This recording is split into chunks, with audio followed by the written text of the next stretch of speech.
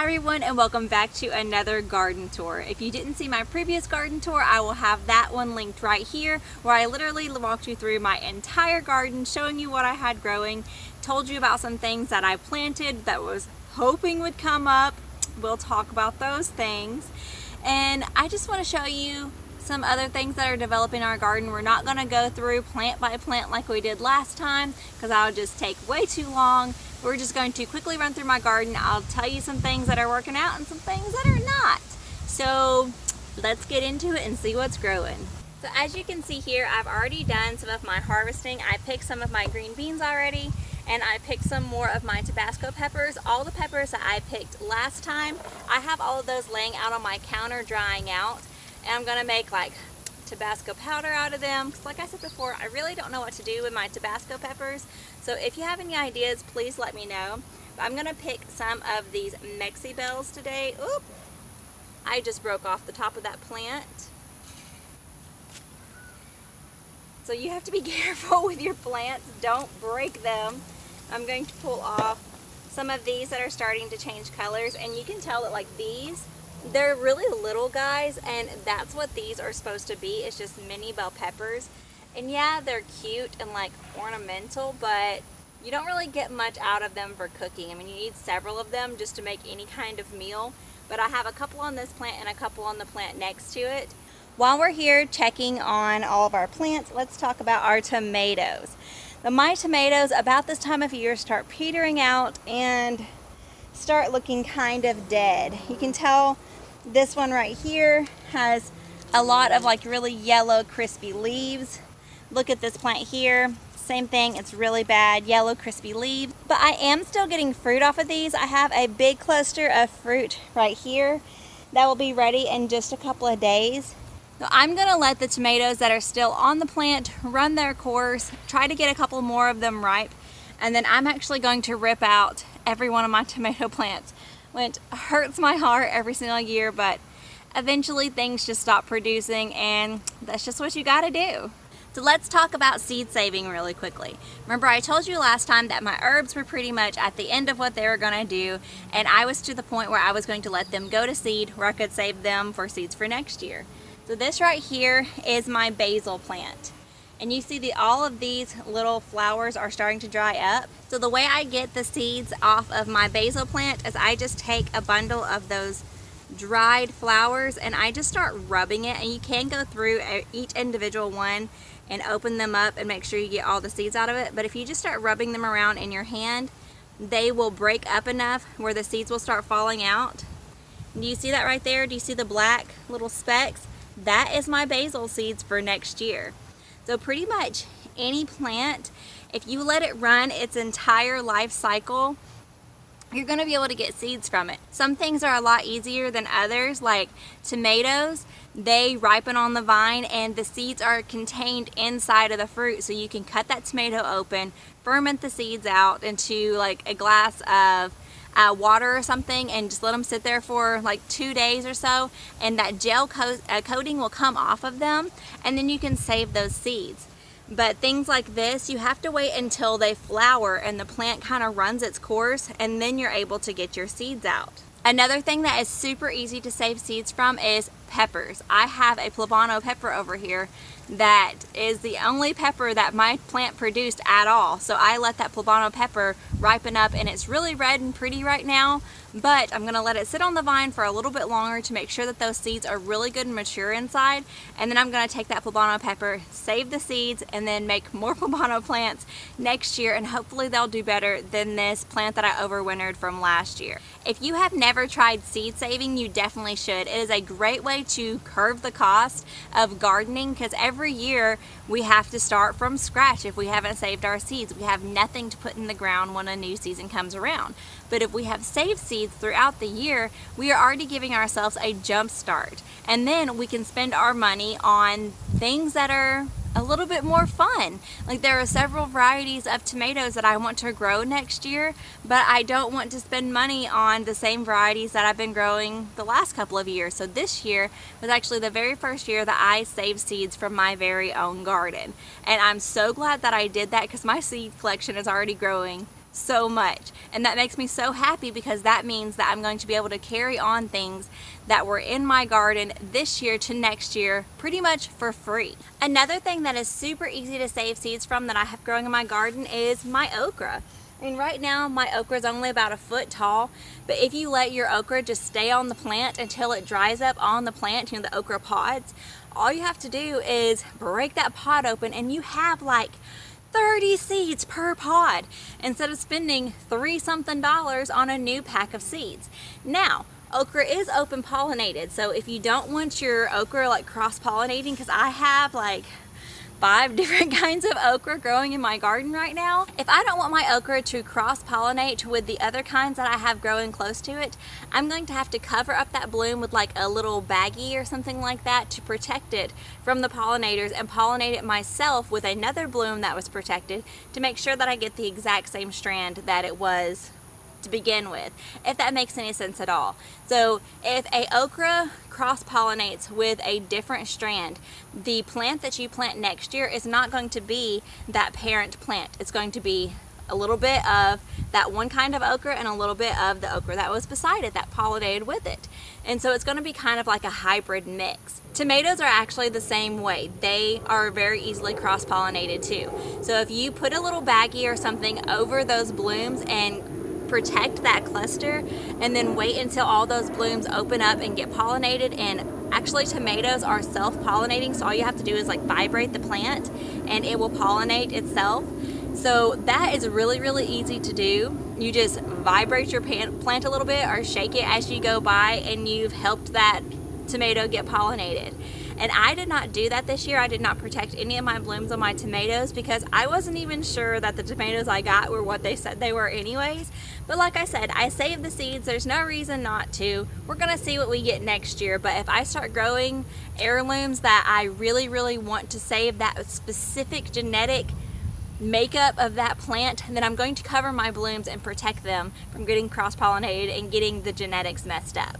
A thing I've been saving a whole bunch of is sunflower seeds. Sunflowers, once they dry up and get to this stage, all you have to do is rub off all of those little flowers. And people think that these petals out here are the flower of the sunflower, but actually every single one of these is a flower.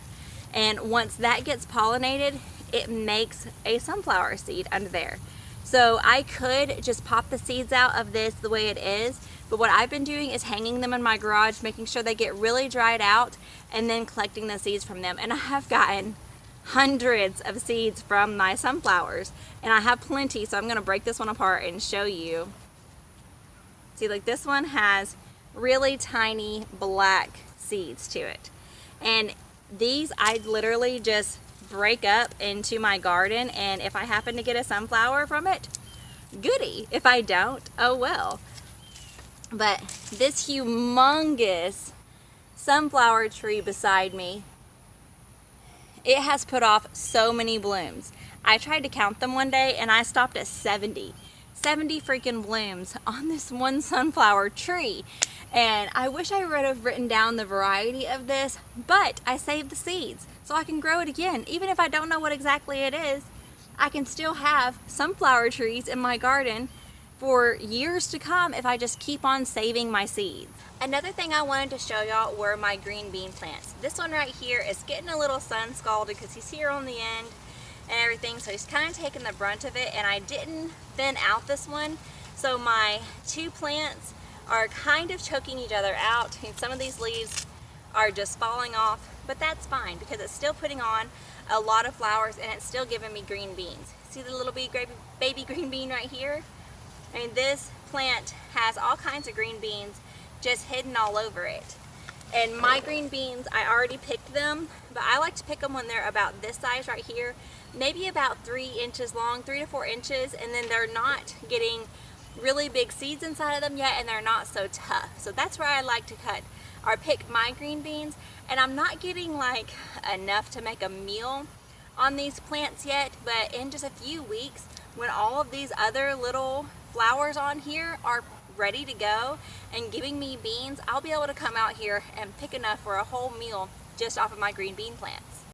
Right beside my green bean plants right here, I have my squash. And as you can tell, it is actually starting to put off fruit on a couple of these, which is so exciting. So if you didn't know, on squash plants, they have a male and a female flower. These right here that are just long and spindly, those are the male flowers. And then the ones with the fruit on them, those are the female. So at first, my plant was producing a whole bunch of male flowers like this one is here. And I've actually been pinching off some of the males to encourage a female to come on. That plant right there has a good sized squash growing on it. So once squash starts producing like that, it only takes a couple of days for them to come ripe. So the ones that are on the plant, I'll be able to pick in about 2 days. This right here behind me is a pole bean that is just like a green bean, but it grows viney and up a pole instead of being a bush bean like those other bush beans, or the other green beans that I showed you. This right here has not put off even a single flower yet, but when it does, this will give me every bit of the green beans and more than what those bush beans are doing over there. This right here is a much bigger producer, at least for me in my garden, than the bush beans. But the bush beans don't take as long to start producing me beans, so that's why I grow both of them. And when my bush beans start petering out, this is like going strong and giving me beans every single day. So that's one thing that's going right in my garden. Let's look at something that's not going right at all. On this side of my garden, I planned on filling all 4 of these rows with corn. As you can tell, I did not have good germination. I don't know if it was the seeds that I got or how I planted them or what. But with this amount of corn, I am not going to have very good pollination whatsoever, especially like these few little guys just by themselves. There's just not going to be enough corn to really pollinate and give me big ears. So I'm actually considering ripping out all of the rows except for that one that's doing decent and using the space for something else. So in my last garden tour, I said that things might flop. This is a flop. But you know what? It doesn't have to be a wasted space the entire season. If I rip out the little bit of piddly corn that is here and replant these rows with something else, then I'm still going to be getting something out of this soil instead of just wasting that time and space just getting nothing, when I could pop a couple of plants in of different varieties and then get some more harvest off of those plants. So my Aunt Sherry just sent me a ton of seeds. We did our very first seed swap, and I am so excited to plant some of that stuff. She sent me some beets, some lettuce, radishes, something called soapwort, which I'm going to have to look into. Never heard of it, but she said it was a flower that you could make soap out of. Didn't even know that was a thing. So I'm kind of glad that my corn didn't work out completely, because I'm going to be able to have room to plant some of those other things. One area that I did that in is this row right here. This is the row I have my couple of tomatoes on. And you see all these little plants that are sprouting up? Those are all radishes that I put in. Things like radishes and beets are really, really quick growers. This right here is a 21-day variety beet. So in 21 days, I can have beets and then pull all these up and have the space for my tomatoes to start growing bigger. And if I would have just not put anything in the ground right here at all, I wouldn't have those beets. So take advantage of those spaces like that with plants that aren't going to take very long to get more out of your ground, get more out of your space that you have. If you have a very limited amount of space and you put in a little bitty baby tomato plant like I have over there, that tomato plant is not going to get big and shade out all of the area around it for a long time. So plant you some beets or radishes or something like that that's not going to take very long, where you can use that soil and get more harvest out of the little bit of space that you have. And speaking of space savers, see this little plant right here? This is a sugar baby watermelon. I know what you're thinking. Watermelons can't grow up a fence. Yes, they can. If they're small varieties or small varieties of squash, cucumbers, anything like that, grow them up, because then you're not going to have to give them all of that sprawling ground space for them.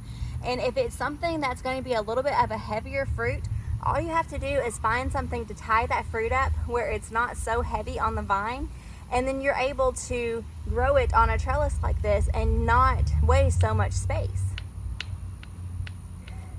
So what I want you to take from this garden tour today is sometimes things don't work out, but just because they don't work out does not mean that your season is over. It does not mean that that space that you gave that plant that didn't grow is just wasted. You can pull that out and start something else. You just have to know how long it's going to take for that plant to grow, and if you have enough for that plant to come completely to fruition before your first frost date. My first frost date here in Texas is not until the middle of November. I have over 200 days in our growing season for the summer. So I can grow a lot for a long time. So I'm not going to be all sad about a couple of rows of corn that didn't make it, or some okra that's struggling over there. Not gonna worry about it. I'm just going to keep popping things in the ground, and you know what? Eventually something's gonna take, and I'm gonna get something out of that ground. So just put in that effort to keep going, and don't get discouraged just because something doesn't work out. Because you can keep planting as long as your growing season is open, as long as you are far enough away from that first frost date. You can keep putting things on the ground and hoping that they do something. And sometimes that's what gardening is, just hoping and learning along the way. A lot of people, they see that their garden didn't work the first time and they just throw their hands up and say, oh, that's it. I'm not a gardener. I don't have a green thumb. I can't do this. But you know what? You can. Maybe it was just the wrong plant for your area. Maybe it just didn't like the spot it was in. Try it again somewhere else.